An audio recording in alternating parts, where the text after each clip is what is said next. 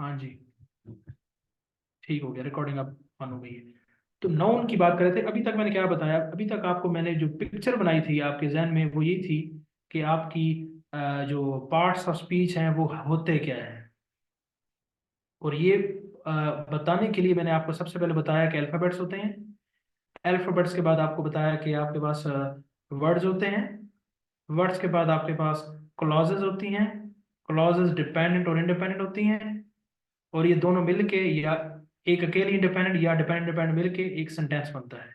और सेंटेंस में क्या होता है, सब्जेक्ट होता है, ऑब्जेक्ट होता है और वर्ब होता है, ये होते हैं आमतौर पे। यहाँ तक तो आपको बात होगी क्लियर।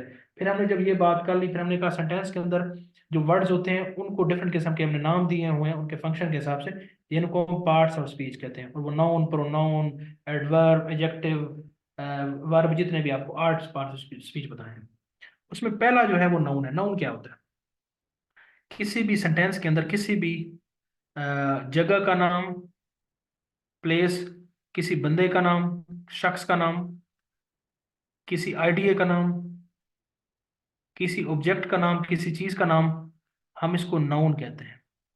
ठीक हो गया। इसको उर्दू में इसम कहते हैं। तो ये आपका है नाउन। जैसा कि किसी भी सेंटेंस में किसी बंदे का नाम है, जिस तरह अली। किसी लोकेशन का नाम है, जैसा कि रावलपिंडी। किसी ऑब्जेक्ट का नाम है, जैसा कि पेपर, वो एक ऑब्जेक्ट है ना। किसी भी आइडिया का नाम है, जैसा कि हैप्पीनेस। तो ये सारे के सारे क्या होंगे, आपके नाउन होंगे। ये तो है नाउन का बेसिक कंसेप्ट। जल्दी जल्दी कवर करो, ज्यादा ऐसा नहीं कवर करा, बता चुका हूँ, ये सारी चीजें आप पढ़ चुके हैं, मुझसे अच्छी आपको आती है। नाउन की फिर आगे हैं टाइप्स। कौन कौन सी जी टाइप्स है नाउन की। सबसे पहली टाइप है प्रॉपर नाउन। प्रॉपर नाउन क्या होता है, ये जो आप मैंने बताया, किसी भी जगह, नाम और आइडिया और ऑब्जेक्ट, इसको हम नाउन कहते हैं। प्रॉपर नाउन क्या होता है, किसी भी खास, इन सारों के साथ खास लगा दें, खास जगह का नाम, खास आइडिया, खास ऑब्जेक्ट, वो जब आ जाता है उसको कहते हैं प्रॉपर नाउन। जैसा कि किसी सेंटेंस के अंदर कायद आजम मोहम्मद अली जिन्ना आ गया। अब ये नाम तो है लेकिन खास नाम है, इंपॉर्टेंट नाम है, इसको लोग बड़े जानते करते हैं। तो ये क्या है, आपका प्रॉपर नाउन है। रावलपिंडी आ गया, जगह का नाम तो है लेकिन वेल नाउन जगह है, ये आपका क्या बन गया, प्रॉपर नाउन। मिसाल के तौर पर एक और एक जगह है जो है चुंगी नंबर 9। अब ये भी जगह का नाम है, लेकिन इसको क्या पता है, आप अपने शहर वाले जानते होंगे लेकिन दूसरे शहर वाले ना जानते हो, एक अननोन प्लेस है। इसको भी, ये फिर आपका प्रॉपर नाउन नहीं है। ठीक है, प्रॉपर नाउन वो है जो खास जगह, नाम, आइडिया, खास कोई आइडिया है उसको हम कहेंगे। या स्पेसिफिक भी ये कहते हैं, स्पेसिफिक कोई आइडिया की बात की जाएगी तो वो प्रॉपर नाउन में जाएगा। और जो आम होंगे वो किधर जाएंगे आपके, वो जाएंगे आपके कॉमन नाउन में। और दूसरी इसकी जो टाइप है वो है कॉमन नाउन। वो क्या है, आम शख्स का नाम, आम जगह का नाम, आम आइडिया का नाम, आम ऑब्जेक्ट का नाम। आम कोई भी, अली हो गया, अहमद हो गया, जो भी है आम कोई जगह, जिस तरह मैं छोटी सी एक जगह का नाम लिए। तो जितने भी आम जगह और ये जगह, नाम, आइडिया, ऑब्जेक्ट, ये जब आम हो जाएंगे तो उसको हम कहेंगे कॉमन नाउन। और जब खास हो जाएंगे तो ये प्रॉपर नाउन। इसमें आपने पढ़ा होगा, इसमें मुआरफा और इसमें नकरा। मुआरफा क्या है आपका प्रॉपर नाउन, और नकरा क्या है आपका कॉमन नाउन। अगर किसी ने नहीं पढ़ा हो तो अपनी छोटे बहन भाई से किताब ले ले, दूसरी तीसरी की, चौथी पांचवी की, तो ये सारी बातें उसमें लिखी हुई हैं। नहीं तो छठी सातवीं में तो लिखी हुई है। दो नाउन की टाइप हो गई। तीसरी टाइप क्या है, आगे चलते हैं जी। तीसरी जो हमारी टाइप है नाउन की, वो उसको कहते हैं काउंटेबल नाउन। काउंटेबल नाउन क्या होता है जी, ऐसा नाउन जिसको आप काउंट कर सकते हैं। जैसा कि डजन ऑफ एग्स, एक अंडों का दर्जन, 10 पैकेट्स ऑफ साल्ट, जिसको आप काउंट कर सकते हैं, काउंटेबल, नाम से जा रहे हैं, उसको काउंटेबल नाउन कहते हैं। चौथी कैटेगरी है इसके अपोजिट, अनकाउंटेबल, जिनको आप काउंट नहीं कर सकते। जैसा कि अगर आपको कोई कहे वाटर, वाटर अनकाउंटेबल है, आप इसको काउंट नहीं कर सकते। सैंड, उसको भी आप काउंट नहीं कर सकते। मिल्क, शुगर, ये सारे क्या होते हैं, आपके अनकाउंटेबल नाउन होते हैं। उसके बाद next, collective noun. Collective noun क्या होता है, ऐसा नाउन जो बहुत सारे डिफरेंट किस्म के यूनिट्स हों, लेकिन वो उन सारों कोई नुमाइंदगी सिंगल तौर पे कर रहा हो, उसको हम कलेक्टिव नाउन कहते हैं। जैसा कि हम कहते हैं कि फ्लॉक ऑफ शीप, एक शीप है, बहुत सारी शीप हैं, उनका जो फ्लॉक है, उसका जो झुंड है उनका, उसको हम कलेक्टिव नाउन के फॉर्म में कहते हैं। आर्मी, आर्मी के अंदर बहुत सारे सिपाही, जनरल, कर्नल बहुत सारे होते हैं, उनको कलेक्टिवली आर्मी कहते हैं, कलेक्टिव नाउन। क्रिकेट टीम जिस तरह होती है, बहुत से प्लेयर है लेकिन एक ही नाम है, ठीक है, इसी तरह मल्टीपल एग्जांपल आप कोट कर सकते हैं, तो कलेक्टिव नाउन ये होता है। उसके बाद यानी ग्रुप ऑफ सेम थिंग्स, उनको हम एक नाम देते हैं। और आपको ये इस तरह का एक चार्ट मुझे कहीं से मिला तो मैं शेयर कर दूंगा। ये अक्सर पेपर में पूछते हैं कि ग्रुप ऑफ, मिसाल के तौर पे शीप है, उसको क्या कहते हैं, ग्रुप ऑफ मैमल्स को क्या कहते हैं, ग्रुप ऑफ दिस को क्या कहते हैं, ग्रुप ऑफ दिस को क्या कहते हैं, ग्रुप ऑफ दिस को, तो उन ग्रुप्स के पर्टिकुलर किस्म के नाम दिए हुए हैं, ठीक है। तो वो मैं इंशाल्लाह अगर मुझे कहीं पे मिला मैं आपको बता दूंगा, वो अक्सर वो भी पेपर में पूछे जाते हैं, वो जीके में आ जाते हैं। ये हो गया कलेक्टिव नाउन। उसके बाद कंक्रीट नाउन। कंक्रीट नाउन क्या है जी? ऐसा नाउन, कंक्रीट ऐसी चीज को कहते हैं जिसको आप छू सकते हैं, ठीक है, आप उसको फील कर सकते हैं, हाथ लगा सकते हैं, टच कर सकते हैं, जिसमें कोई मटेरियल इन्वॉल्व हो, वो कंक्रीट नाउन है। जैसा कि बुक जो है ये कंक्रीट है, आप उसको छू सकते हैं। कॉफी आप इंजॉय करते हैं। बस हो गई, वॉल हो गई, पेन हो गया, ये सारे आपके क्या हैं, कंक्रीट हैं। इसका फिर एक अपोजिट है, वो क्या है? Abstract noun. एब्स्ट्रैक्ट नाउन, हाँ जी बिल्कुल, वो स्पेसिफिक नाम होते हैं, उनको याद करना पड़ता है, वो मैं वही आपको कह रहा था, एब्स्ट्रैक्ट नाउन। एब्स्ट्रैक्ट क्या है? जो एक आइडिया है जिसको आप छू नहीं सकते, लेकिन वो चीज़ तो एग्जिस्ट करती है। मिसाल के तौर पे लव। लव क्या है? चीज आप फील तो कर सकते हैं बट आप उसको छू नहीं सकते, इसको एब्स्ट्रैक्ट नाउन कहते हैं। खुशी, जिसको हैप्पीनेस कहते हैं। ऑनेस्टी कहते हैं, ईमानदारी किसी की, किसी की बैड इंटेंशन कहें, ठीक है, तो आप उसको छू नहीं सकते बट वो चीजें हैं, एग्जिस्ट करती हैं, ठीक हो गया। तो वो आपका है, आपका क्या है, उसका नाम क्या है? कंक्रीट, एब्स्ट्रैक्ट नाउन है। उसके बाद जी, ये मैंने आपको 6-7 टाइप्स बताई हैं, इसके अलावा और भी बहुत सारी इसकी टाइप्स हैं, लेकिन मैंने आपको वो टाइप्स बताई हैं जो कि बीपीएससी वन पेपर के हवाले से इंपॉर्टेंट है। बाकी अगर आप इसको गूगल करें या आपने किताबों में पढ़ी होंगी, क्या पता है आपको 12, 13, 14, 15, 16, 20 टाइप्स मिल जाएं, लेकिन आपने इन्हीं टाइप्स को ही फोकस करना है और इसी को टारगेट करना है। मेरी बात समझ में आई है? पीएचडी नहीं करनी, इधर भी वही बात करूंगा, जो आपको बता रहा हूँ इसी को मजीद एक्सप्लोर करें आप, कि कंक्रीट नाउन क्या होता है, इसकी एग्जांपल्स क्या हैं, लेकिन नई इसमें ऐड करने की जरूरत नहीं है। उसके बाद जी, नहीं तो फिर आप अगर उसमें तब आजमाई करते रहेंगे तो फिर आप नाउन पे ही बैठे रहेंगे और फिर आप नो नो नो करते रहेंगे बस, और कुछ नहीं करेंगे। नंबर भी पेपर पेपर में आपके नो ही आएंगे, तो आपने तो नो नहीं लेने। ठीक हो गया जी, सिद्धरा कुछ पूछना है आपने?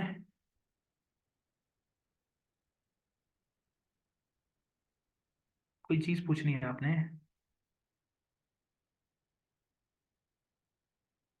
हाँ जी ठीक है।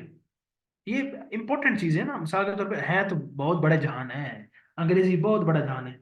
अब अंग्रेजी में आपने 16 साल तक जितनी अंग्रेजी पढ़ी है वो आपको मैं अब एक हफ्ते में कैसे कवर करा सकता हूँ, वो नहीं कवर करा सकता, लेकिन आपको एक स्ट्रक्चर बता दूंगा, अहम चीजें बता दूंगा जो जिस पे फोकस आपने करना है बस, बाकी आप करते रहेंगे।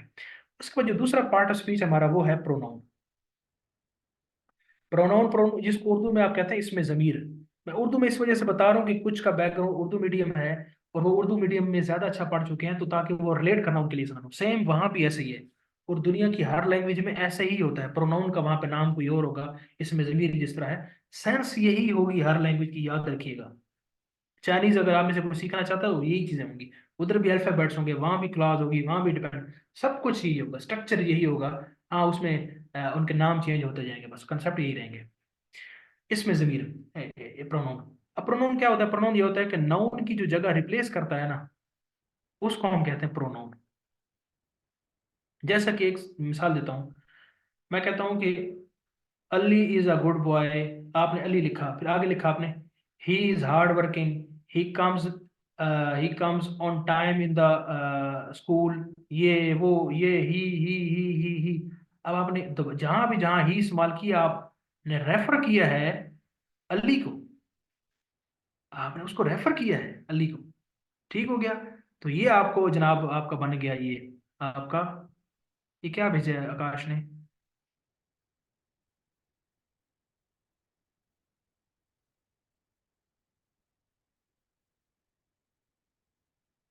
नहीं, मुझे वॉइस में बता देना, वॉइस में बता दें, कोई चीज़ नज़र नहीं आ रही तो फिर बता दें आप।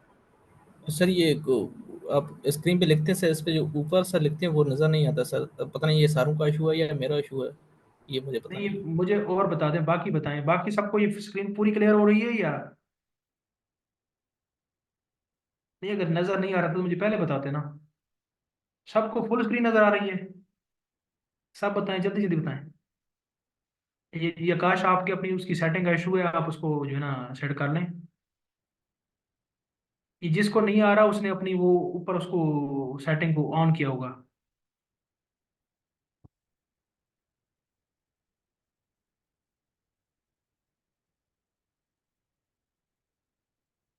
ठीक हो गया। देखिए ना, आपको मैं यही कह रहा हूँ, आप इसको छोड़ें, मैंने यहाँ पे क्या आपको लिख रहा हूँ। आप अगर जो वॉइस पे फोकस करेंगे ना तो आप फौरन लिखते जाएंगे, फौरन लिखते जाएंगे, फौरन लिखते जाएंगे। इसके अंदर मैं कौन कोई लंबी चौड़ी मैं यहाँ पे कोई फूल बूटे नहीं बना रहा, ये वही चीज जो बोलता हूँ मैं यहाँ लिख देता हूँ बस, और कुछ भी नहीं लिख रहा। आप जब मेरे वर्ड्स पे फोकस कर लेंगे तो आप लिख लेंगे। Understand my point? Is it clear?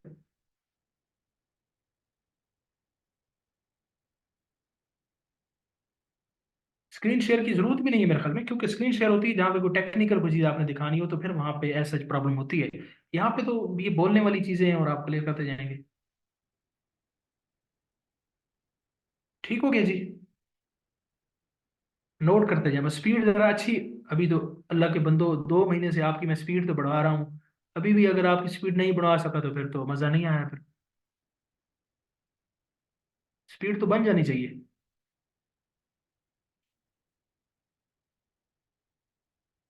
हाँ जी, क्लियर होगी सबको बात?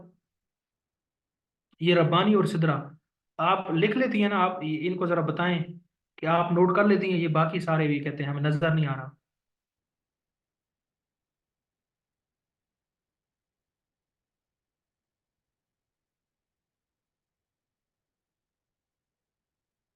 हाँ जी, बताइएगा जरा, मैं आगे आगे स्टार्ट करूँ।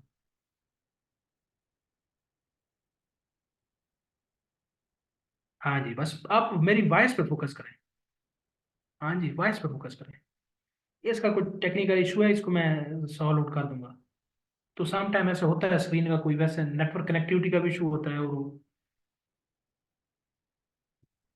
ठीक हो गया, ठीक हो गया। चले जी, आप इस वॉइस पे फोकस करें। रिमेम्बर।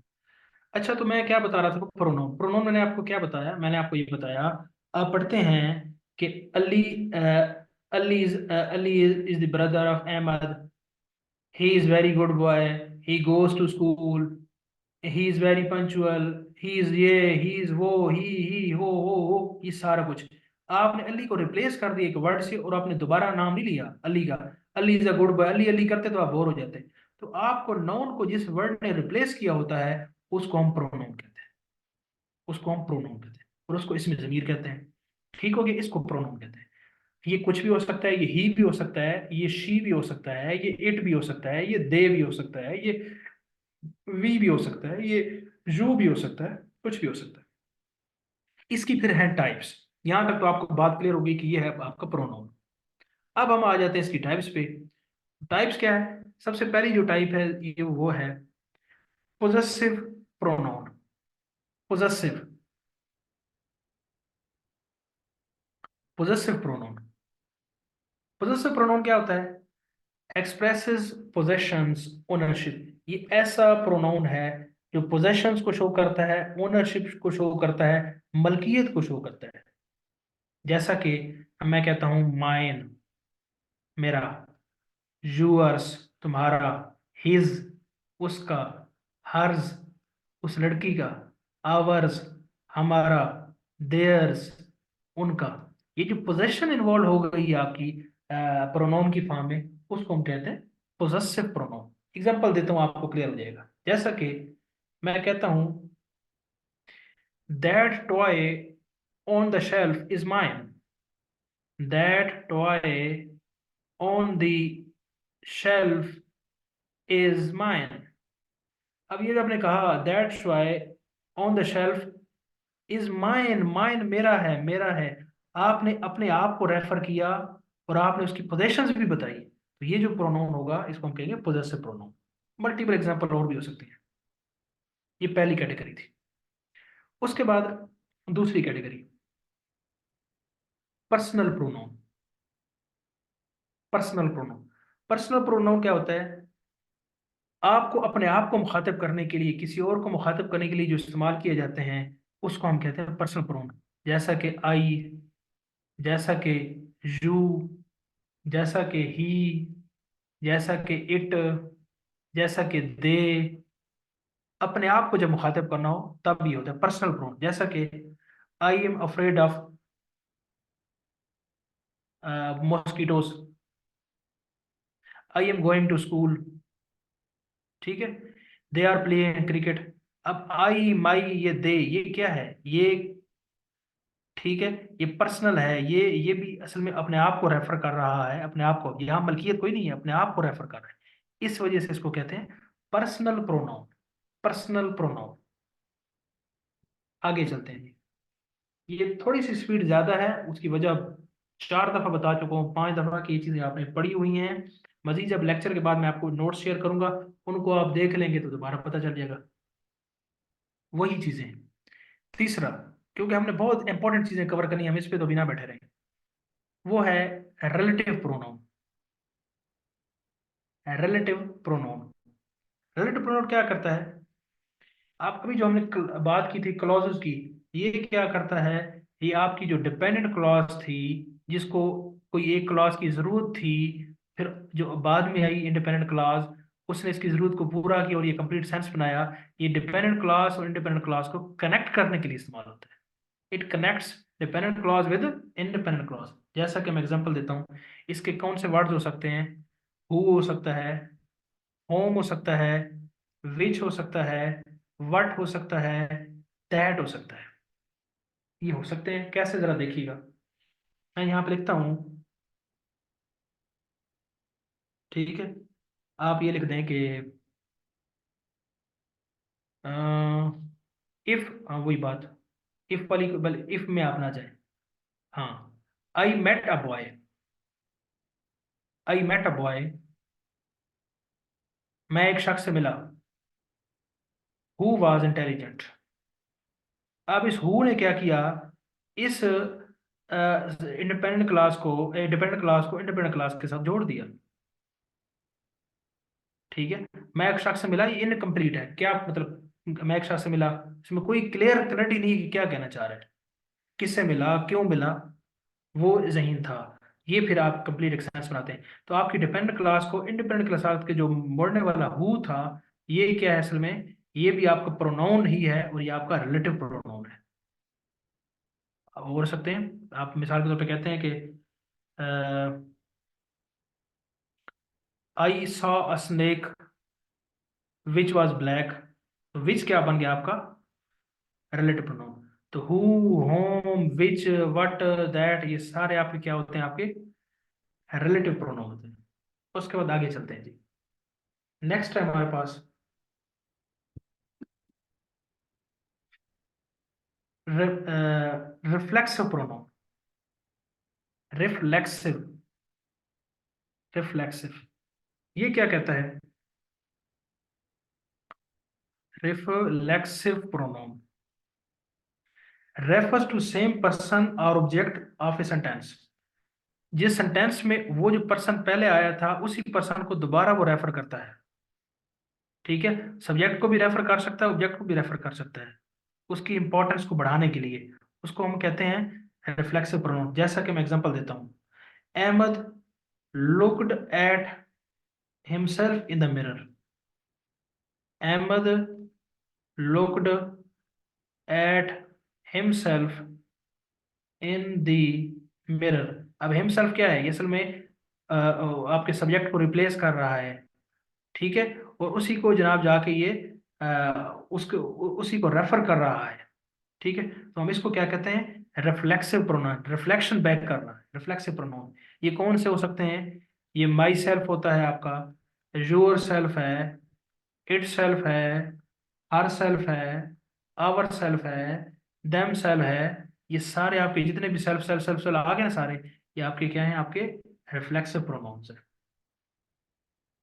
ठीक हो गया जी। उसके बाद आगे चलते हैं, एक दफा मैं मुकम्मल करूं, फिर किसी को सवाल होगा तुम ले लेंगे। Next is indefinite pronoun. Indefinite, definite वो चीज होती है जो कि डिफाइंड हो, जो कि पता चल रही हो, कि क्लियर हो कि ये वाली चीज है, मतलब जिसका तयन हो, उसको हम डेफिनेट कहते हैं। इनडेफिनेट क्या होता है, जिसका तयन ना हो। ये वो प्रोनाउन होता है that does not specifically identify who और what it is referring to. ये ना बता रहा हो कि ये किसको रेफर कर रहा है, क्लियरली ना बता रहा हो कि ये किसको रेफर कर रहा है, तब आपका होता है आपका इंडेफिनिट प्रोनाउन। जैसा कि मैं मिसाल देता हूँ, जैसे वर्ड्स हो सकते हैं somebody, anyone, everybody। ठीक है, anyone। अब ये भी किसी को रेफर तो कर रहा है, लेकिन नहीं पता कि किसको रेफर कर रहा है, इसके लिए होता है इंडेफिनिट प्रोनाउन। एग्जांपल देता हूँ, someone ate my lunch। किसी ने मेरा लंच खा लिया। आप रेफर तो कर रहे हैं किसी को, कि पता नहीं किसको कर रहे हैं आप, तो ये वाला जो है ना आपका समवन वाला, किसी नाम को रिप्लेस कर रहे हैं आप, तो ये आपका है, आपका इंडेफिनिट प्रोनाउन है। एक और एग्जांपल है, the water splashed everywhere. For example, the water splashed everywhere, पानी हर जगह फैल गया। एवरीवेयर, आप किसी चीज को रेफर कर रहे हैं, किसको कर रहे हैं पता नहीं, समझ नहीं आ रही किसको रेफर कर रहे हैं। तो ये जो आपका है कि आप रेफर कर रहे हो, बट आप डिफाइंड डिफाइंड रेफरेंस अगर आपका ना हो, तो उसको हम इनडेफिनेट प्रोनाउन कहते हैं। और इसके वर्ड्स क्या हो सकते हैं, समबडी, एनीवन, एवरीबडी, एनीवन, ये सारे हो सकते हैं। अब ये सारी एक दफा सुन लेना, फिर आपको बताऊंगा कि आपने करना है इसमें क्या है, वन पेपर के हवाले से क्या सवाल आएगा वो बताता हूँ। पहले एक दफा सुन ले सारे। उसके बाद जनाब हमारे पास एक और है, डेमोन्स्ट्रेटिव प्रोनाउन। डेमोन्स्ट्रेटिव प्रोनाउन, नाम से जाहिर है जो कि कुछ डेमोन्स्ट्रेट कर रहा हो, डेमोन्स्ट्रेट कर रहा हो, कुछ शो करने की कोशिश कर रहा हो। ठीक है, किसी स्पेसिफिक चीज की तरफ इशारा कर रहा हो, उसको डेमोन्स्ट्रेटिव कहते हैं। जिसके अंदर क्या वर्ड्स आ सकते हैं, दिस आ सकता है, दैट आ सकता है, दीज आ सकता है, दोज आ सकता है। एग्जांपल देता हूँ, this is my favourite shirt. This is my favourite shirt. This क्या है, इसने एक नाउन को रिप्लेस किया है, जिस वजह से ये प्रोनाउन है। ये किसी एक पर्टिकुलर शर्ट को इंडिकेट कर रहा है, इशारा कर रहा है, इस वजह से ये क्या डेमोन्स्ट्रेटिव प्रोनाउन है। ठीक है, ये आपका हो गया। उसके बाद नेक्स्ट जी, आपका अगर मैं कहूँ और टाइप, बहुत सारी टाइप्स हैं। हम्म, हाँ जी, इंटेंसिव प्रोनाउन। इंटेंसिव प्रोनाउन क्या होता है, इंटेंसिव प्रोनाउन ये होता है, इंटेंस, इंटेंस से ज़ाहिर आप करें, इंटेंस कहते हैं किसी भी चीज़ का शदीद होना। ठीक है, तो किसी भी चीज़ को शिद्दत से दोबारा जोर देने के लिए ये इस्तेमाल होता है, इंटेंसिव प्रोनाउन। ठीक है, जैसे मैं एग्जांपल देता हूँ, मैं कहता हूँ कि I built my house my self. I built my house my self. अब ये माई सेल्फ अपने आप को तो जाहिर कर ही रहा है, लेकिन वो क्या है, उस पर इंटेंस तरीके से बता रहे हैं, ये घर मैंने खुद ही बनाया है, इंटेंसिटी यहाँ पे इन्वॉल्व है। ऐसे नाउन को, प्रोनाउन को इंटेंसिव प्रोनाउन कहते हैं। ठीक हो गया। एक और मिसला कह सकते हैं कि the children made the cake themselves. बच्चों ने केक बनाया, देमसेल्व्स, जोर दे रहा है, जोर दे रहा है, खुद उन्होंने बनाया। तो ये आपका इंटेंसिव प्रोनाउन। उसके बाद जी, नेक्स्ट जो प्रोनाउन है हमारे पास गालबन में भी, हम इसको यहीं पे ख़त्म करते हैं प्रोनाउन का, क्योंकि बहुत ज़्यादा हो गए हैं ये। एक और प्रोनाउन देख लें, इंटरगेटिव प्रोनाउन। इंटरगेटिव प्रोनाउन, आपने डेफिनेटली जो है ना वो सेंटेंस पढ़े होंगे। एक उसमें पॉजिटिव सेंटेंस होता है, ठीक है, मस्बत जुमला, फिर उसके बाद एक नेगेटिव सेंटेंस होता है, मनफी जुमला। फिर एक इंटरोगेटिव होता है, सवालिया जुमला, ये पढ़ रखे होंगे आपने। इसी तरह इसी से मिलता जुलता है आपका इंटेरोगेटिव प्रोनाउन। तो लाजमी बात है यहाँ पे कोई सवालिया नामी चीज कुछ होगी। तो ये इस तरह है, ये ऐसा प्रोनाउन है that is use to ask questions. Questions ask करने के हवाले से ये पूछा जाता है, जैसा कि हु रोड दिस लेटर, ये खत किसने लिखा। हु रोड दिस लेटर, अब हु क्या है, ये एक नाउन को रिप्लेस करके नाउन प्रोनाउन बन गया, और ये कोई सवाल कर रहा है, इंटरोगेशन कर रहा है, इस वजह से हु क्या है, इंटरोगेटिव है। उसके बाद आप कहते हैं व्हाट इज, मिसाल के तौर पे ओम्स लॉ। ओम्स लॉ क्या है, कोई भी कानून है। व्हाट, ये भी एक नाउन को रिप्लेस करने के लिए आया है, और ये जनाब इसका काम क्या है, इसका काम एक क्वेश्चन पूछना है, इंटरोगेशन है, इस वजह से ये क्या है, इंटरोगेटिव प्रोनाउन है। इसके अलावा ये जितने भी मैंने आपको नाउन प्रोनाउन बताए, इसके अलावा आपको 4 5 6 7 8 10 मार्केट में और भी प्रोनाउन की किस्में मिल जाएंगी, लेकिन आपने उसको फोकस नहीं करना, आपने इन्हीं प्रोनाउंस को फोकस करना है। यहाँ तक तो बात हो गई क्लियर कि ये प्रोनाउंस की टाइप्स हैं। अब आप हैरान होंगे कि क्या मैं यहाँ की इसकी तारीफें याद करूँ, पेपर में तारीफें आएंगी? तो तारीफें नहीं आएंगी। पेपर में ऐसे होगा, एक सेंटेंस लिखा होगा आपके सामने, और वो इनसे पूछेगा, कोई कोई वर्ड अंडरलाइंड होगा, और वो कहेगा ये क्या है। सबसे पहले तो ये पूछ सकता है, ये पहले तो आपसे पूछ सकता है वो ये क्या है, प्रोनाउन है क्या है। तो आपको देख के आइडिया हो जाएगा कि किसी शख्स को रेफर कर रहा है, किसी शख्स के लिए है। तो ये फिर क्या है, आपका प्रोनाउन है। फिर आप उसमें प्रोनाउन में देखेंगे कि किस कैटेगरी का प्रोनाउन है, ये आपका इंडेफिनेट है, ये डेमोन्स्ट्रेटिव है, इंटरोगेटिव है, इस तरह का। आमतौर पर इसमें से इजी इजी सवाल पूछे जाते हैं, इतने मुश्किल सवाल आपके मुकाबले के इम्तिहान में नहीं पूछे जाते। लेकिन आपको बस एक आइडिया हो गया, आप इसको करेंगे। और जब आप ये सारा लेक्चर आप नोट कर लेंगे, फिर मैं आपको यहाँ पे नोट्स को शेयर करूँगा ग्रुप के अंदर। वो जब आप इनको गो थ्रू करेंगे अच्छे तरीके से नोट्स को, तो आपको इनकी जो है ना पिक्चर वो क्लियर हो जाएगी। और पेपर में इंतहाई आसान इसमें से सवाल पूछे जाते हैं। मैं नाम बता देता हूँ, मैं नाम बता देता हूँ। नाम ये है जिस तरह मैंने आपको बताए हैं। सबसे पहले पहले तो आपको प्रोनाउन के टाइप्स बताएंगे। सबसे पहले पहले आपका आया पोजेसिव नाउन। पोजेसिव नाउन है, ठीक है, नोट कर लें, पोजेसिव नाउन है। उसके बाद पर्सनल नाउन है। पर्सनल नाउन कह रहा हूँ, प्रोनाउन प्रोनाउन। पोजेसिव प्रोनाउन है, उसके बाद पोजेसिव पर्सनल प्रोनाउन है, रिलेटिव प्रोनाउन है, रिफ्लेक्सिव प्रोनाउन है, उसके बाद इंटेंसिव प्रोनाउन है, इनडेफिनेट प्रोनाउन है, डिमॉन्स्ट्रेटिव प्रोनाउन है, इंटरोगेटिव प्रोनाउन प्रोनाउन है। ये आपको मैंने बताया। इससे रेलेवेंट डाटा आपके ग्रुप के अंदर आ जाएगा, आपने वो पढ़ लेना है, लेक्चर लिए हुआ है तो आपको समझ में आ जाएगी। अब जरा मुझे बता दें सब कि आपको नाउन और प्रोनाउन की जो मोटी मोटी टाइप्स थी उनकी समझ में आ गई है।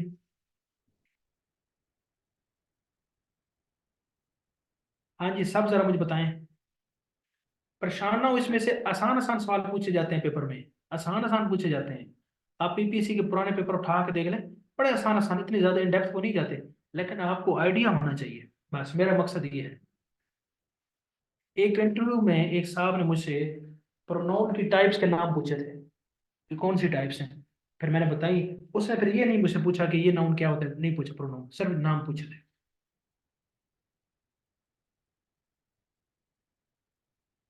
ग्रिप अच्छी है तो फिर तो आपको मसला ही कोई नहीं है। ये वैसे वो बातें हैं जो आपने तीसरी चौथी क्लास में पढ़ी हैं, पता है आपको।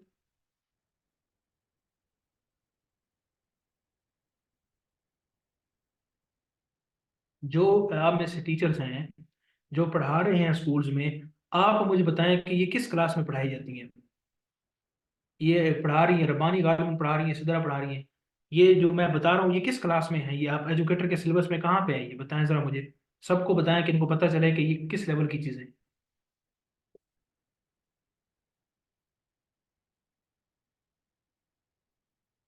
हाँ जी, दूसरी से आठवीं तक की बातें हैं ये।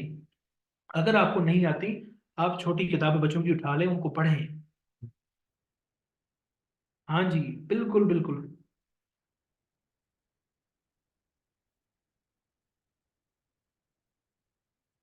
हाँ जी, बस ये भूल गई हैं तो उसको फिर रिवाइज कर लेंगे ना वकास, कोई मसला नहीं है, भूल जाना तो रस्म दुनिया है, आपने कौन सा कमाल किया।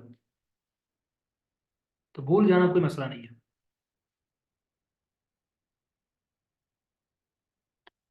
ठीक हो गया। इंशाल्लाह जब आप ये 1 मेगा सेशन मुकम्मल करेंगे ना, तो इंशाल्लाह आप, आपको जो भी सब्जेक्ट दे देंगे 10वीं तक आप पढ़ा लेंगे। ये देख लीजिएगा, अगर आपने क्लासें रेगुलर ली हैं, नोट्स कंसल्ट किए हैं, आपको कंप्यूटर भी पढ़ा लेंगे।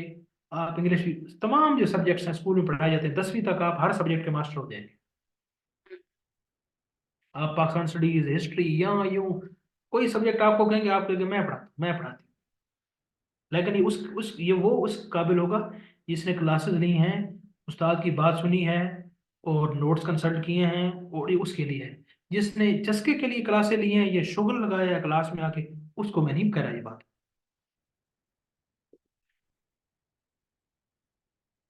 चस्के का पता है ना, एक क्लास ले ली, 4 छुट्टियां कर ली, फिर एक ले ली, फिर कभी लेटे लेटे ले ली, फिर कभी सो गया, फिर ले ली। इसको चस्के वाली क्लास कहते हैं। उसका कोई फायदा नहीं होता, क्यों? उसमें कनेक्टिविटी नहीं होती। और अगर आपके कहीं भी आप क्लास लें, यहाँ पढ़ें, कहीं पे पढ़ लें आप, अगर आप चीज़ों की कनेक्टिविटी अगर आपके लेक्चर्स में नहीं होगी ना, तो आपको कभी कुछ समझ नहीं आएगी। अब आप यकीन करें कि हमारी जो पहली, दूसरी, तीसरी, चौथी, पांचवी, छठी, सातवीं की किताबें हैं ना, आप एक दिन में खड़े होकर ना, मैं अगर आपको बताऊं, तो बल्कि बच्चों को मैंने पढ़ाया भी है छठी, सातवीं, आठवीं में। तो मैं उनको क्या कहता था, मैं कहता था कि 10वीं तक आपको जो पंजाब टेक्स्ट बुक है, ये जो एग्जामिनेशन सिस्टम, वो आपसे क्या तवक्को रखता है। वो कहता है आपको ये चीज़ आनी चाहिए। ये चीज़ उसने आपको इस क्लास में बताई, ये चीज़ उसने आपको क्लास में इस जगह पे बताई, ये चीज़ उसने क्लास में इस क्लास में बताई, इसमें। और वो 10 किताबों का जो सिलेबस है वो उनके सामने रख दिया कि ये 10 सालों में जो हिस्ट्री है वो ये है। फिर उनको पता चलता है, अच्छा। नहीं तो वो फिर क्या करते हैं, बच्चों को आती होती है, 5वीं में पढ़ी होती है, छठी में, लेकिन वो डिफरेंट जगह पे, और आपस में कनेक्टिविटी नहीं होती। तो कनेक्टिविटी की मतलब पता चला आप, ये नहीं समझ में आई।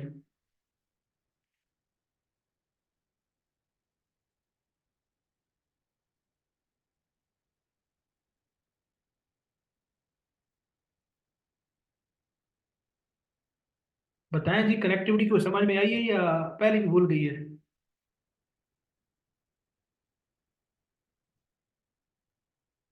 बहुत अच्छी बात है। जरूर पढ़ाएं, फ्री में पढ़ाएं। किसी गरीब का भला करते हैं ना, किसी गरीब का भला करेंगे, अल्लाह पाक आपको भला करेगा। बहुत अच्छी बात है।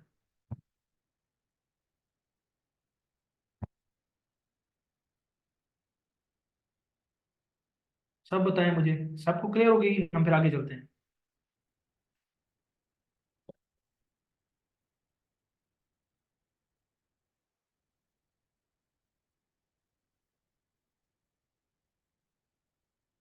ये तो नहीं समझ रहे कि सर ने हमें क्या दूसरी क्लास में ले गए हैं, और हम तो अफलातून हैं, और हम तो अरस्तु हैं, और हम तो 30 बार खान हैं। ये किधर सारा हमारे लेवल से नीचे चले गए हैं। तो आपका लेवल मुझे पता है बहुत ऊपर है, लेकिन मजबूरी है मैं, क्योंकि मुझे पता है ये 1 पेपर के वाले से आपकी रिवीजन भी तो करानी है ना।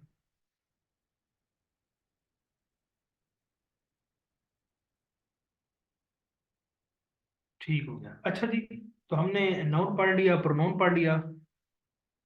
मिक्स हो जाती हैं, बिल्कुल ऐसी बात है। लेकिन जिशान, इसको ये होता है कि आप इसको बार बार देखते हैं, बार बार देखते हैं, तो हो जाती है। और पीपीएससी के जिशान ने पेपर दिए हैं, इसमें से आसान सी चीजें पूछी जाती हैं, मुश्किल नहीं होती। हाँ, एफपीएससी का थोड़ा सा लेवल से अप होता है, उसमें थोड़ा सा वो डिफिकल्टी डालते हैं, नहीं तो पीपीएससी वाले कर लेते हैं।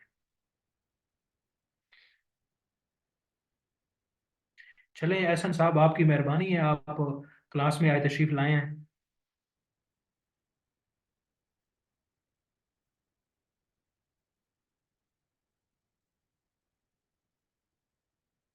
ठीक है जी, जागते हैं, कोई मसला नहीं है। अच्छा जी, तो हमारा हो गया, आपका नाउन प्रोनाउन की टाइप्स होगी। अगला जो पार्ट ऑफ स्पीच है उसको जरा देखते हैं। नहीं, आप तो 2 4 दिन से आ रहे हैं, पहले तो आप कोई नहीं आए।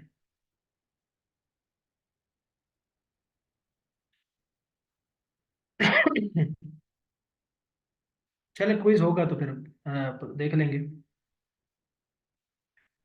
मेरा कोई नुकसान नहीं है, कोई क्लास में आएगा नहीं आएगा, मेरा कोई नुकसान नहीं है। मुझे जो आप लोगों ने फीस देनी थी दे दी है।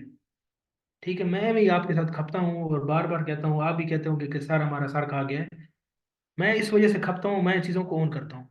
मैं कहता हूँ जो भी इस प्लेटफॉर्म पे आया तो कुछ सीख के जाए, उसका टाइम ना वेस्ट हो, बस मेरी यही टेंशन होती है। बाकी आपकी मर्जी है, जो नहीं पढ़ेगा तो मौज करेगा। मैंने तो नहीं मुकाबले के इम्तहान के पेपर देने, मैंने जो अपने दौर में देने थे हमने दे दिए हैं, और अल्हम्दुलिल्लाह, अल्लाह का शुक्र है, हम जहाँ पे सेट होने थे हो गए हैं। अभी आपने करना है, नहीं करेंगे तो भाई बस ही आपकी। ठीक है। वो हमारे इधर कोलीग हैं, मियाँ वाली के हैं, बड़े गप्पी बंदे हैं। तो अक्सर मैं कहता हूँ कि सारे बच्चे पढ़ते नहीं हैं, ये है वो है। एक होती है फिक्र बंदे को। तो वो फिर एक मुहावरा इस्तेमाल करते हैं सराइकी का, वो अक्सर वो कहते हैं सर आप क्यों फिक्र करते हैं, फिटो ना नाल। वो ये कहते हैं, फिटो ना नाल, जान छूटे, नहीं पढ़ते तो ना पढ़े, आपने अपनी कोशिश कर दी तो फिर मैं आपको भी वही कहूंगा, फिटो ना नाल। चलो जी, चलो जी, ये गपशप होगी दिमाग में।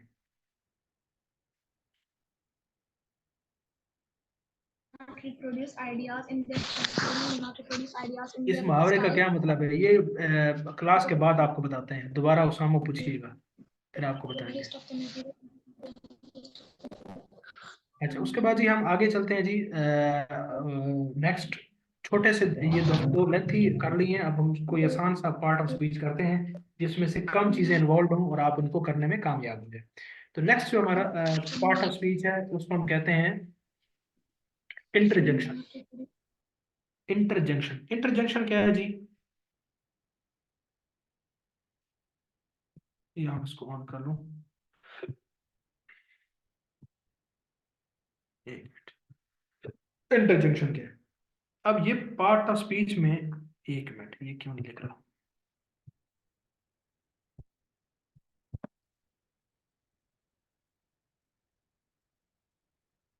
ये क्या इसको हुआ है?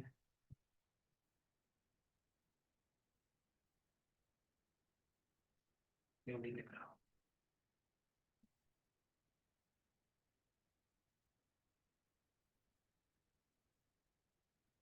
हाँ जी, मैं करता हूँ, ये कोई सिलेक्ट नहीं हो रहा, शायद वो ये रीजन है।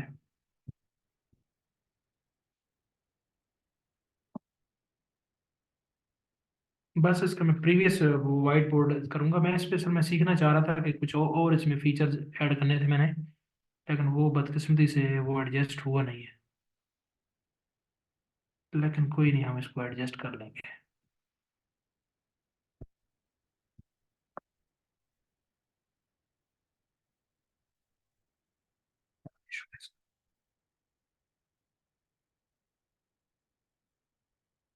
एक मिनट होल्ड करें बस, मैं स्क्रीन शेयर ऑफ करता हूँ एक दफ़ा, फिर इसको ऑन करता हूँ।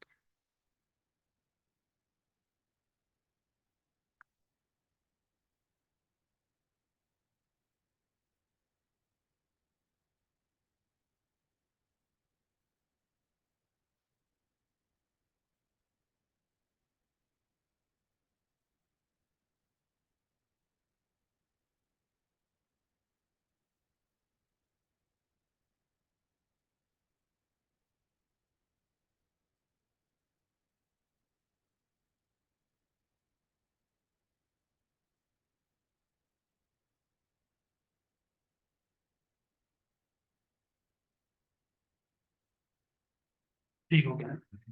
तो नेक्स्ट जो जो पार्ट ऑफ स्पीच हमारा, उसको हम कहते हैं इंटरजेक्शन। इंटरजेक्शन, इंटरजेक्शन क्या है? इंटरजेक्शन ये सबसे आसान जो आपकी पार्ट्स ऑफ स्पीच है वो ये है। इंटरजेक्शन वो वर्ड्स होते हैं या वो फ्रेजेस होते हैं that express feelings, that express emotions, जो फीलिंग्स और इमोशंस को जाहिर करते हैं।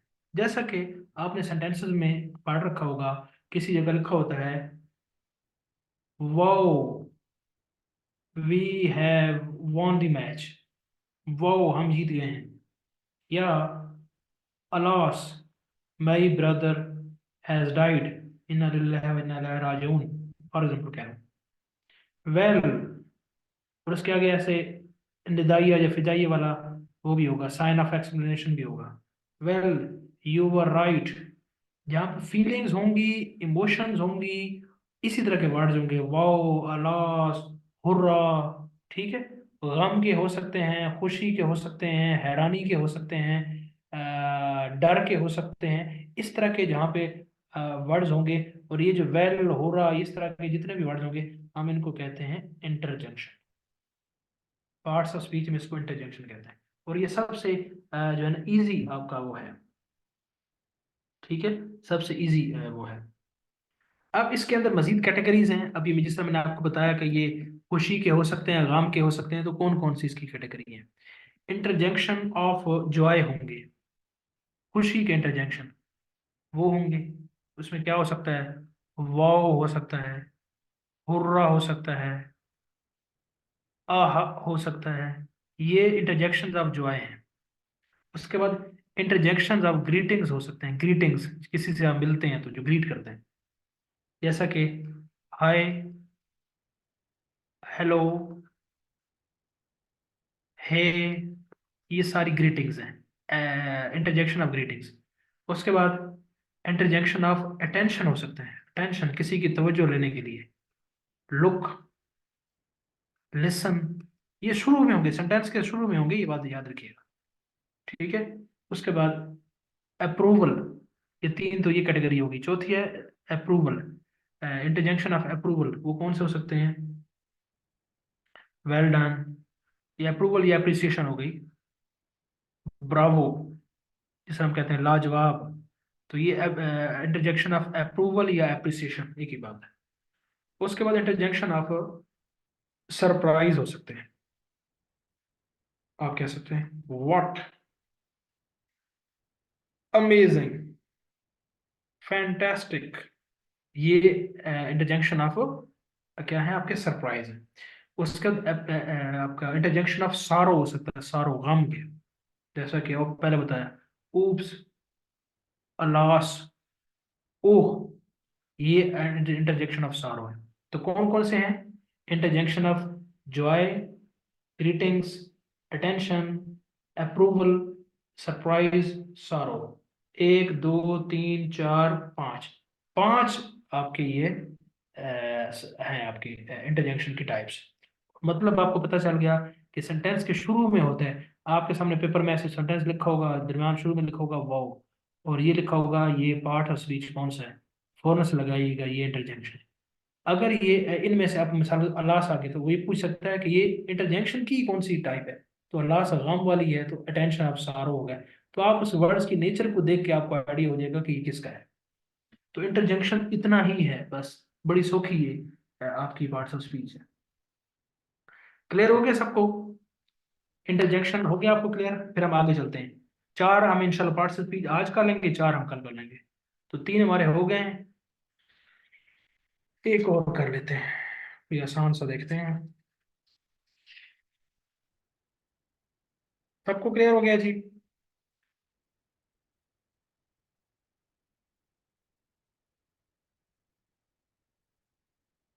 ठीक हो गया।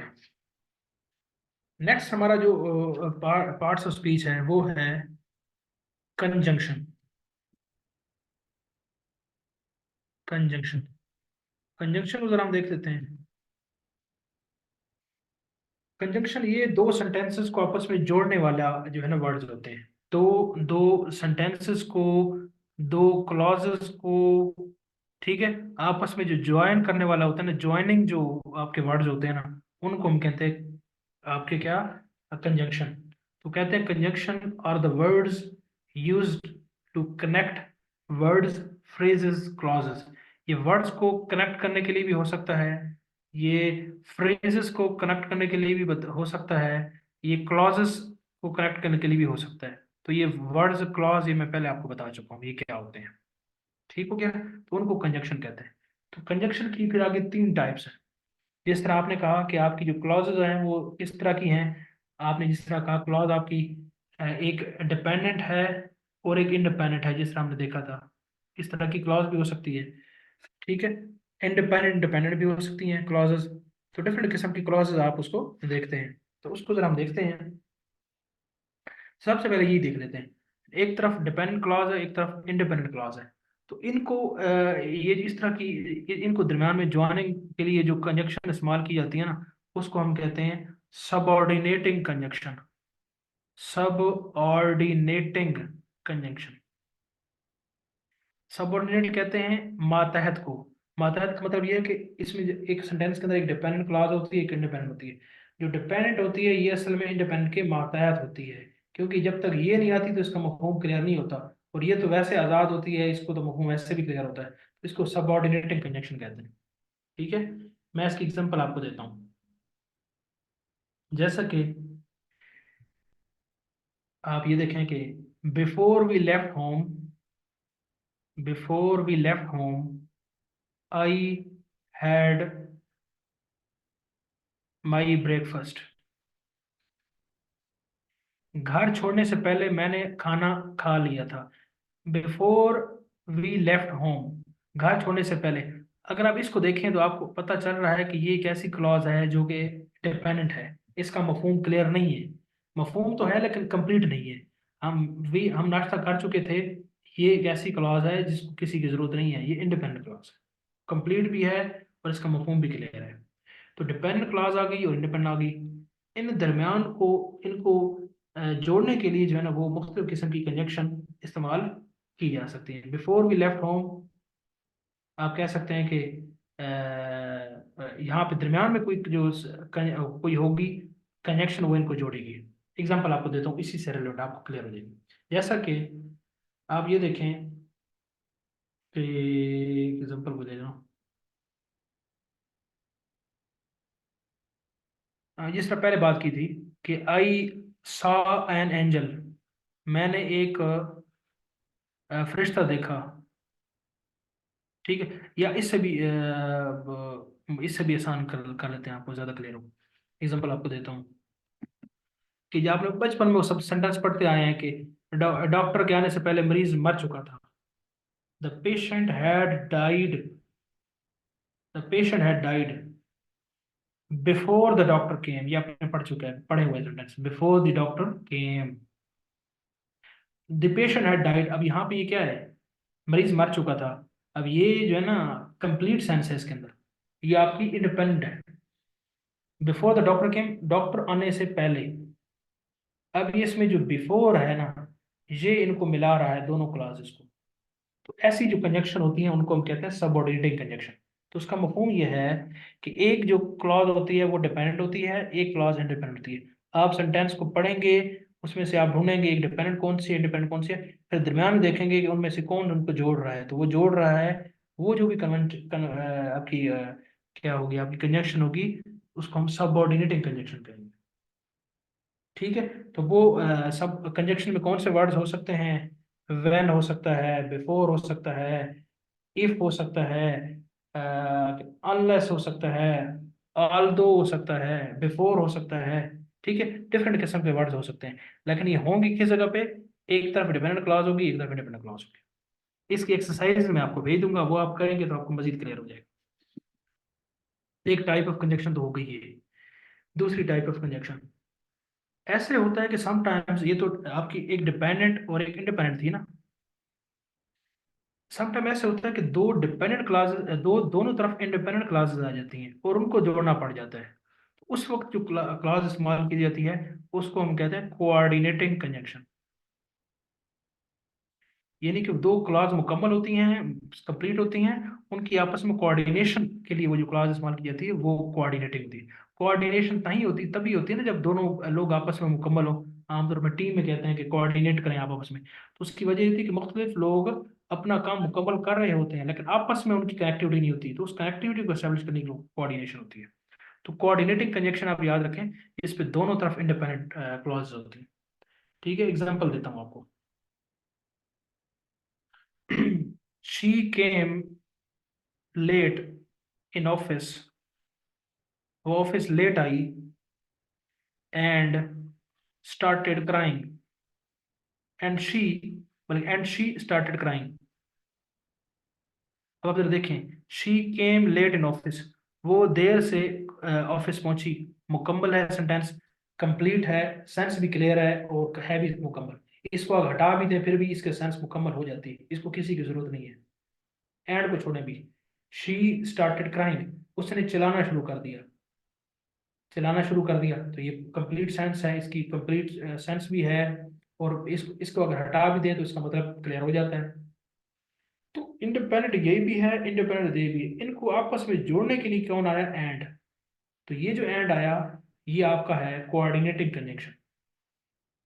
ठीक है।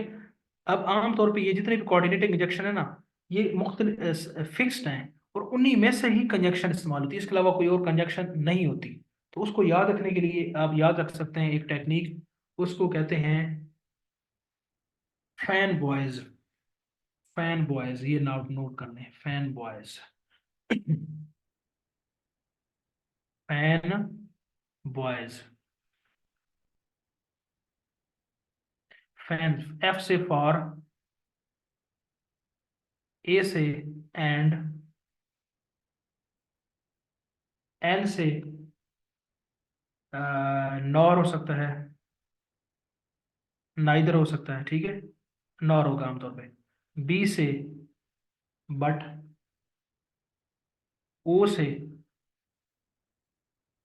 और, वाई से येट, और एस से सो। ये फैन और वॉइस, ये कंजक्शन जो है ना, चार ये और तीन ये, सात कंजक्शन, ये आमतौर पे यही इस्तेमाल होंगी, और दोनों इंडिपेंडेंट के अंदर इस्तेमाल होंगी। और इन कंजक्शंस को कोऑर्डिनेटिंग कंजक्शन कहते हैं, इसके अलावा कोई कंजक्शन इस्तेमाल नहीं होगी। जबकि जो आपकी सबऑर्डिनेटिंग थी, उसके अंदर इनमें से भी इस्तेमाल होंगी, और भी मुख्तलिफ किस्म के इसमें इस्तेमाल होंगी। ठीक है। इस तरह यहाँ पे आल दो नहीं है, तो आल दो वहाँ हो सकती है, यहाँ नहीं हो सकती। तो आल दो कहीं पे आ जाएगा तो आप समझ जाएंगे कि ये तो होगी नहीं, ये तो आपकी कोऑर्डिनेटिंग तो हो नहीं सकती, ये सबऑर्डिनेट होगी। कोऑर्डिनेटिंग में फैन बॉयज में से ही कोई आपकी कंजक्शन होगी। तो ये दूसरी कंजक्शन है, टाइप है, जो दो कंप्लीट इंडिपेंडेंट क्लॉजेस के दरमियान होती है। और जो सबऑर्डिनेटिंग है उसमें एक डिपेंडेंट क्लॉज होती है और एक इंडिपेंडेंट क्लॉज होती है। यहाँ तक तो बात होगी क्लियर। इसकी एक और छोटी सी टाइप है, तीसरी। वो क्या है कंजक्शन की टाइप? वो है आपकी correlative conjunction. Correlative, correlative conjunction. ये क्या है? ये आमतौर पे ना पेयर्स में इस्तेमाल होती है। ठीक है। और ये दो इंडिपेंडेंट के दरमियान में भी हो सकती है, डिपेंडेंट इंडिपेंडेंट के दरमियान में भी हो सकती है, लेकिन इसकी क्वालिटी ये है कि ये पेयर्स में इस्तेमाल होती है। कैसे? मैं एग्जांपल देता हूँ। इसके लिए पेयर्स मशहूर हैं, जैसा कि आपने पढ़ चुके हैं अक्सर। एक पेयर है बोथ। बोथ जब आएगा उसके आगे एंड भी आएगा, बोथ और एंड। इसी तरह नॉट ओनली के आगे बट आल्सो आएगा, आइदर के आगे आर होगा, नाइदर के आगे नॉर होगा, नो सूनर के आगे देन होगा। ठीक है। हार्डली के आगे हार्डली, हार्डली या स्केर्सली के आगे क्या होगा? व्हेन होगा। तो ये पेयर्स में जब आपके आएंगे तो ये आपका होता है आपका कोरिलेटिव कंजंक्शन। एग्जांपल देता हूँ। Ali is both the CEO and DG of education. Ali is both the CEO and DG of education. अब बोथ के आगे देखें ना, बोथ आ गया, फिर आगे एंड आ गया, तो इसमें जो बोथ और एंड आई दोनों क्या है? कोरिलेटिव कंजंक्शन है। ही, ये लिख सकते हैं शी कह लें। She is not only courteous but also intelligent. अब इसमें नॉट ओनली और जो बट आल्सो है, ये आपका क्या है? इसमें कोरिलेटिव कंजंक्शन है।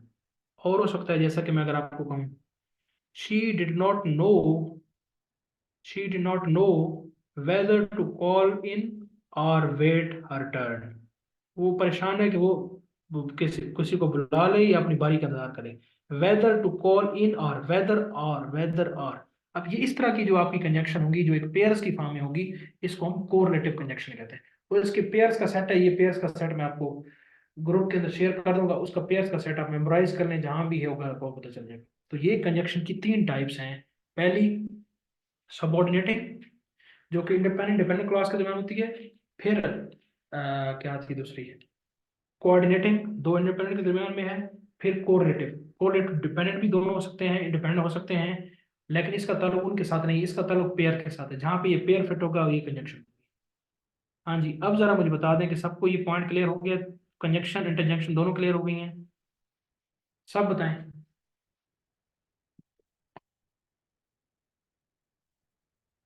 हाँ जी, इजी हैं, सारे इजी हैं, कोई मसला नहीं, पढ़े हुए हैं आपने सारे।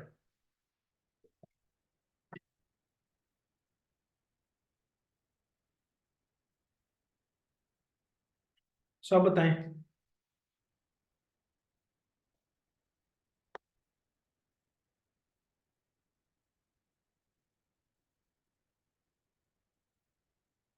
ठीक हो गया। तो हमने क्या पढ़ा शुरू में, हमने आज के लेक्चर में आपको बताया अल्फ़ाबेट, फिर अल्फ़ाबेट के बाद वर्ड्स, फिर वर्ड्स के बाद फ्रेजेस, फिर फ्रेजेस के बाद क्लॉजेस, फिर independent clause, dependent clause, sentence, फिर सेंटेंस के अंदर वर्ड्स की कैटेगराइजेशन, उनके नाम लिए, फिर नाउन, नाउन को डिटेल से टाइप्स देखी, फिर प्रोनाउन, प्रोनाउन की डिटेल से टाइप्स देखी, फिर उसके बाद इंटरजेक्शन देखी, फिर उसके बाद कंजंक्शन देखी, इंटरजेक्शन की टाइप्स देखी, कंजंक्शन की टाइप देखी। तो चार जो हमारे पार्ट्स ऑफ स्पीच हैं आज हमने उनको मुकम्मल कर लिया। और ये सारे का सारा जो पार्ट है ये अंडरस्टैंडिंग से रिलेटेड है, ये रटा नहीं है, इसमें अंडरटा छोटा मोटा हो सकता है, लेकिन लार्जली ये अंडरस्टैंडिंग रिलेटेड है। तो हमने आज ये पढ़ लिया, इंशाल्लाह नेक्स्ट क्लास में हम अगली जो चार वो हैं पार्ट ऑफ स्पीच है उनको कवर कर लेंगे। और जो मजीद इसका जो अंडरस्टैंडिंग का पार्ट है वो इंशाल्लाह कोशिश करेंगे हम कि नेक्स्ट 2-3 डेज में इसको वाइंड अप कर लें और फ्राइडे तक हमारा इंग्लिश मुकम्मल कर लें। और जो इसका मेमोराइजेशन का पार्ट है वो आपको मैं उसके नोट्स शेयर कर दूंगा। वो अब आपके अपने ऊपर है कि आप उसको कितना अच्छा करते हैं, अब वो कैब पे कितना आप टाइम लगाते हैं, या वट एवर जो भी इसका पार्ट होगा। हाँ जी बताइए, सबको क्लियर हो गया है? हाँ जी, और मूड है पढ़ने का या काफ़ी है?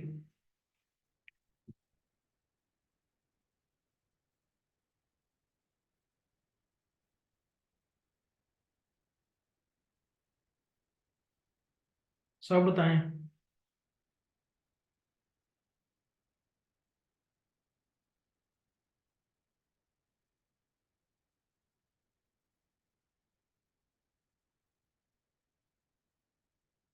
आज सुधरा को समझ आ रही है ना, पढ़ाएं सर।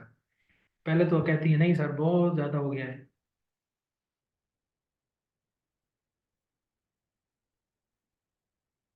ठीक हो गया, बस ये चीज़ें आपने पढ़ी हुई हैं।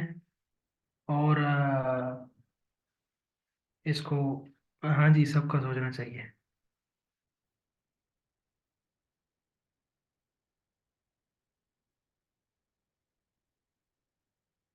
और इसको मज़ीद कवर करें, इसको देखें। और ये सारी बातें आप पढ़ चुके हैं, कोई नई बातें नहीं है। ठीक हो गया, इंशाल्लाह ताला इसको कवर करेंगे हम। और बाकी सीधा आपका सब्जेक्ट है तो आपने इसमें हमारी रहनुमाई भी करनी है, अगर कहीं पे कोई आपको कोई गलत बात बता दे तो आपने फिर हमें शेयर भी करनी है। तो आप तो वो इमाम के पीछे जिस तरह होती है ना, वो जो बताने वाला, तो उसमें वो आज शहर नहीं आई, उसकी तबीयत खराब है, अल्लाह पाक सेहत दे उसको, नहीं तो वो भी आप सब्जेक्ट की इंग्लिश की है ना।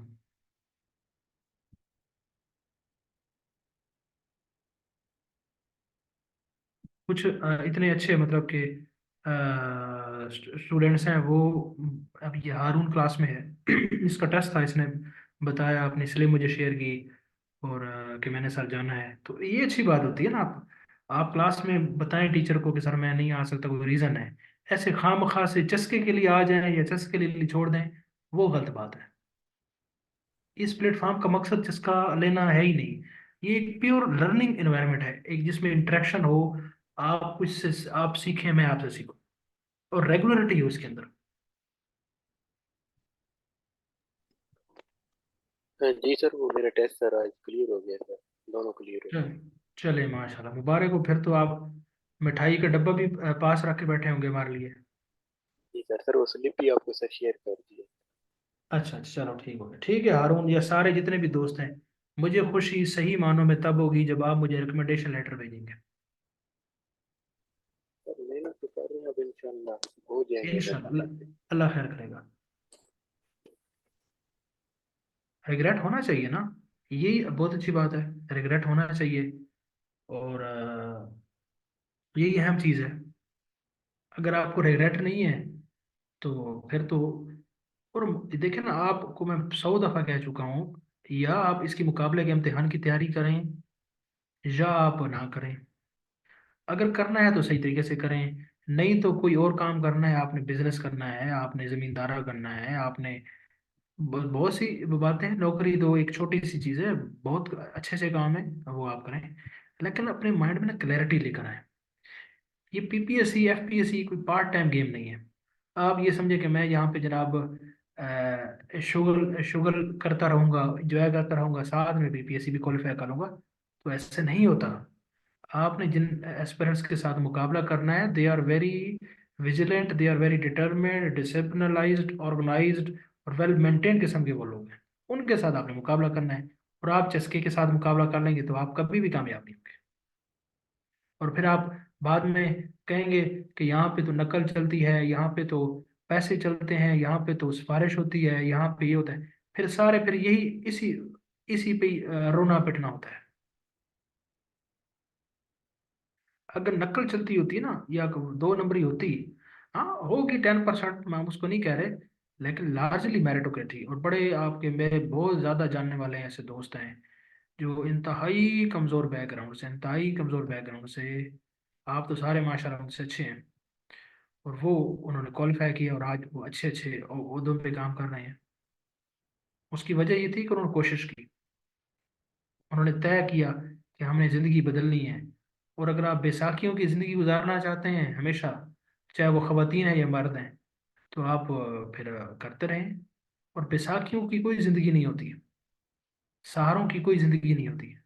ठीक है, अगर आप सहारे ढूंढेंगे, क्यों सहारा जो भी होगा, अल्लाह अल्लाह की ज़ात वाहिद ज़ात है, जो जब सहारा देती है, किसी का हाथ पकड़ती है तो किसी को बार बार नहीं जितलाती। नहीं तो दुनिया में जितने भी सहारे हैं उनकी आपको एक प्राइस पे करनी पड़ती है। वो कहते हैं there is no free lunch anywhere, free lunch दुनिया में है ही नहीं, हर चीज की कॉस्ट अटैच्ड है।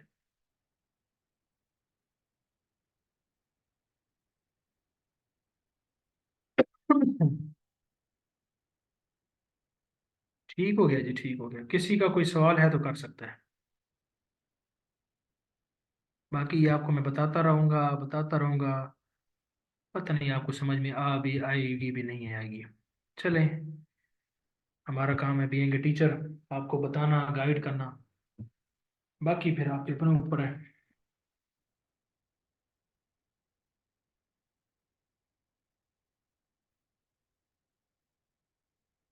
ओके जी, नेक्स्ट क्लास में मुलाकात होती है। इन चीज़ों के बारे में नोट्स आपको शेयर कर दिए जाएंगे, उनको पढ़ें, देखें, बार बार उसके साथ इंटरेक्ट करें, प्रैक्टिस करें।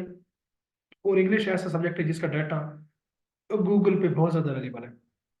ठीक है, आप उस पे आप उस पे सर्च करते रहें, आपको उसमें रिकॉर्डिंग, उसमें टेस्ट भी मिल जाएंगे। आप लिखेंगे नाउन टेस्ट ऑनलाइन तो आपको टेस्ट मिल जाएंगे, प्रोनाउन के test, noun types test, pronoun types test, conjunction test, ये सारे आप गूगल करेंगे तो आपको मिलते जाएंगे। तो आप उसको अपने आप को असेस भी कर सकते हैं कि आपने कहाँ तक चीज़ें पढ़ी हैं, और ये चीज़ें आपकी क्लियर होती जाएंगी। ठीक है, आसान है, ये कोई मुश्किल नहीं है, और इसका डाटा बहुत ज़्यादा बड़ा है। बाकी फिर आपके ऊपर है कि आप कितना इसमें कोशिश करते हैं, एफर्ट करते हैं। ठीक है, मैंने तो आपको स्ट्रक्चर बिल्ड करके देना है, रंग आपने खुद भरने हैं। जी फैजान, शुक्रिया। ठीक हो गया जी। अब ये फैजान की जॉब है, उसमें पंजाब पुलिस में बहुत बड़ी सख्त जॉब है, लेकिन फिर भी ये क्लास आता है लेने के लिए। तो उसकी वजह क्या है, अब ऑलरेडी जॉब में है, अब ये तो जाके घर में सो जाए कि मैं तो बड़ी मौज कर रहा हूँ, मेरी तो बड़ी बेहतरीन जॉब है, लेकिन एक ख्वाहिश होती है कि यार मैं इससे आगे चला जाऊँ। ठीक, ऐसे ही है ना। फैजान, आपको आवाज आ रही है हमारी? हाँ जी। तो फैजान, अगर वॉइस में बता सकते हैं तो ज़रा इनको बताएं कि अ, ये नॉन सीरियस जो है इनको थोड़ा गाइड करें, अपने तजुर्बात बताएं, अगर वॉइस में अगर आप बता सकते हैं तो। जी वालेकुम सलाम। अस्सलाम वालेकुम सर, क्या हाल है? खैरियत से हैं आप? जी जी, वालेकुम सलाम, अल्हम्दुलिल्लाह। सर एक्सपीरियंस यही होता है कि सर इंसान वक्त के साथ साथ सीखता है। और सर मैं तो इस बात को बखूबी जानता हूँ कि जो बात आप बता रहे हैं बिल्कुल एक किस्म का निचोड़ बता रहे होते हैं, मैं फील कर सकता हूँ। और ये बाकी स्टूडेंट बहुत लकी हैं अगर आप जैसे टीचर उन्हें मिले हैं। तो वाकई सर पर्सनली जो बंदा सुन लेगा, सिर्फ लेक्चर ही सुनता जाएगा ना, वो काफ़ी हद तक सर चीज़ें क्लियर होती जाएंगी। जी देखा ना फैजान, मैं 100 दफ़ा बताया, आपने मुकाबले के चंगे बड़े पेपर दिए, काफ़ी सर दिए। ये वो बातें हैं जो टकरे खा के सीखते हैं, और मैंने 4 साल टकरे सीखी हैं, और मैं चाह रहा हूँ 4 महीने में वो प्लेट में दे दूँ, लेकिन सर फिर भी ये वो। जी जी प्लीज़ कंटिन्यू। सर बिल्कुल आप सही कह रहे हैं सर, यकीन करें। वो कहते हैं ना sir, direction is more important then speed. अगर हमें अच्छी डायरेक्शन मिल जाए तो हम सर बहुत कम वक्त में बहुत सारी चीज़ें चेज कर सकते हैं। ऐसे ही है, आप जितने भी हैं ना, ये जो मुकाबले के इम्तिहान है, अक्सर मैं कहता हूँ यहाँ पे कोई जही नहीं होता। यहाँ पे सिर्फ वो बंदे compete करते हैं जो ज़्यादा मेहनती होते हैं। बिल्कुल ऐसे ही है सर। तो अब मेहनत करनी कैसे है, फिर स्मार्ट वर्क आ जाएगा, फिर आप किसी अच्छे मेंटोर से गाइडेंस लेंगे, आपको वही बताएगा, आप उस पर काम करेंगे। जो मैंने 4 साल में अचीव किया है, आप वो 6 माह में अचीव कर जाएंगे। बिल्कुल ऐसा ही है। और सर देखें वो छोटा भाई हमीर हमजा आपके पास आया था, आपने उन्हें कितना अच्छा गाइड किया और कितना वक्त में उसने कितना अच्छा स्कोर कर लिया, और माशाल्लाह सेट भी हो गई अच्छे से। वो इनको बताएं जरा, वो इंटरव्यू गाइडेंस जो हुई थी और वो मुलाकात जरा इनको जरा समझ में आए। सर दोस्तों भाई मेरा छोटा भाई था मीर हमजा, उनके सिंपल बीएससी थी और सारी सेकंड डिवीजन के साथ थी, लेकिन सैल साहब के पास हम अक्सर आया करते थे, इनके घर भी आया करते थे मोटिवेशन लेने के लिए। तो क्योंकि सैल साहब ऑलरेडी रिकमेंडेड थे कस्टम्स के अंदर, तो उन्होंने बहुत अच्छे से गाइड किया। और यकीन करें सर, वो जो पर्सनली आपने जो वीडियोस बताई थी और जो चीज़ें बताई थी, उन्हीं को उन्होंने पिक किया, और अल्हम्दुलिल्लाह सर उनकी एज ए इंस्पेक्टर भी हो गई है और अप्रेजमेंट ऑफिसर भी हो गई है ज्वाइनिंग, दोनों में रिकमेंडेशन हो गई है। माशाल्लाह और देखें। इसका सर आपको सर बहुत ज़्यादा ना मतलब इसका जाता है क्रेडिट, आपकी रहनुमाई की वजह से दोनों में सिलेक्शन हो गई है। बल्कि जी आज जी। ही सर उन्हें ज्वाइनिंग दी है ग्वादर में जाके, इंटेलिजेंस ऑफिसर को छोड़ के अप्रेजमेंट ऑफिसर हो गए हैं। माशाल्लाह माशाल्लाह, देखें ना सिंपल बात, अब शुक्र है सर। कस्टम की गाइडेंस है या जो भी गाइडेंस है ना, हजारों सोर्सेज पढ़े हैं, लाखों सोर्सेज पढ़े हैं, लेकिन मैंने आपको 3 4 सोर्स बताए, आपने वही किया और आप हो गए। सर यकीन करें सारा क्रेडिट उसी चीज़ का जाता है, वो जो आपसे मिले थे आपने चीज़ें बताई थी, सेम सर वही बहुत फायदा हो गया। बस जी, जजाकल्ला, आप इसको एक्नॉलेज अब कर रहे हैं। नजर देगा सर बिल्कुल ऐसे। जी जी, मकसद ही यही है ना, मतलब अब वो जहाँ भी हैं खुश रहें, आपकी फैमिली आबाद करें, एंजॉय करें। आपकी देखें ना, उनकी ज़िंदगी बन गई है, अमीर हमजा की बन गई है, आपकी बन गई है, पूरी ज़िंदगी मौज करेंगे। थोड़ा पेनफुल एक्सपीरियंस लिया, किसी तजर्बाकार बंदे से आपने मशवरा ले लिया, उसने आपने उसकी बात पे अमल कर लिया, आप अब मज़े करेंगे। और अगर आप ना गाइडेंस लेते या ना पूछते, तो समटाइम बहुत से ऐसे एस्पिरेंट्स होते हैं जो अमीर हमजा से बहुत काबिल होंगे, वो नहीं हुए होंगे। सर बिल्कुल ऐसे ही है। तो यही चीज होती है, यही बार बार इनको बताई जाती है, लेकिन ये अपने उस्ताद को शायद वो हल्का लेते हैं। वो जैसा कहते हैं ना, घर का पीर हौला होता है। जब आप मार्केट में जाएंगे, आप एक्सपीरियंस करेंगे, फिर आपको ये बातें समझ में आएंगी। सही बात है ऐसे ही। ठीक है फैजान, बेस्ट ऑफ लक। अल्लाह करे आप भी जो है ना, आप कस्टम तो चले, एक भाई आपका हो गया, आप FIA में हो जाएं, नैब में हो जाएं, किसी और तगड़े महकमे में इंशाल्लाह।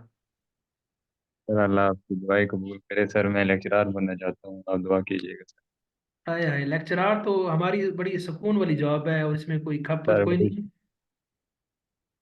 सर बिल्कुल ऐसे है, ड्रीम जॉब है। और सर आप जानते भी है नेचर को, इधर ऐसे सब इंस्पेक्टर सर्व कर रहे हैं लेकिन बिल्कुल दिल नहीं लगता सर। अल्लाह जी पाक देखो एक दिन आप, जरूर लेकर आएगा माशाल्लाह, sir. Faizan Ahmad sub inspector Punjab police में काम कर रहे हैं, और आप में से बहुत सारों की जो क्या पता ड्रीम जॉब सब इंस्पेक्टर की हो, और ये देखें, और ये कहना चाह रहे हैं कि मैं लेक्चरर बनना चाहता हूँ। शुक्र है। जी जनाब, आप लेक्चरर बनना चाहते हैं तो फिर हमारी तो मोहब्बत आपसे और बढ़ जाएगी, आप तो फिर हमारे पेटी बन जाएंगे, क्योंकि थैंक हमारी यू वो बेल्ट वाली जॉब तो नहीं है, लेकिन फिर भी आप हमारे उसके होंगे।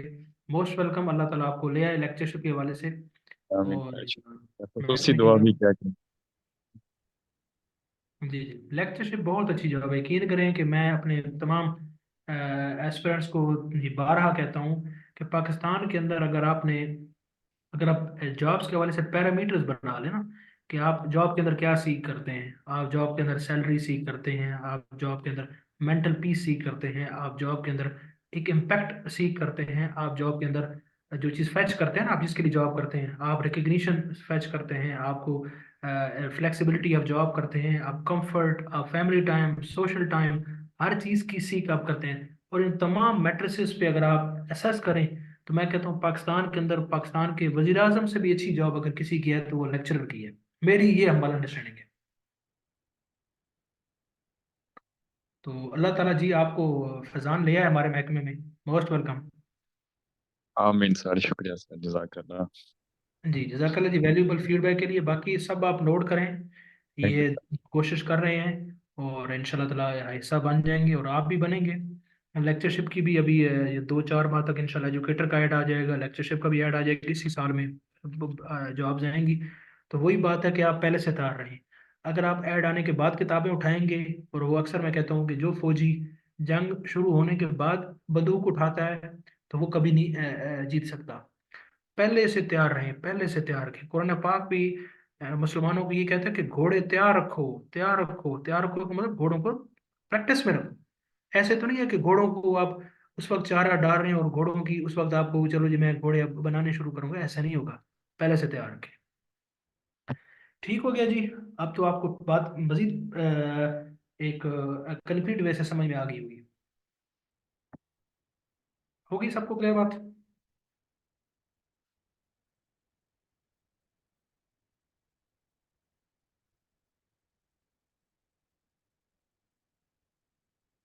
बस कोशिश करें, अल्लाह पाक आपको सबको कामयाब करे, आप इस बेरोजगारी वाला जो मुश्किल फेज है उसमें से निकलें, और आप जो गाइडलाइन आपको बताते हैं उस पर अमल करते रहें। इंशाल्लाह जल्दी आप गो थ्रू हो जाएंगे।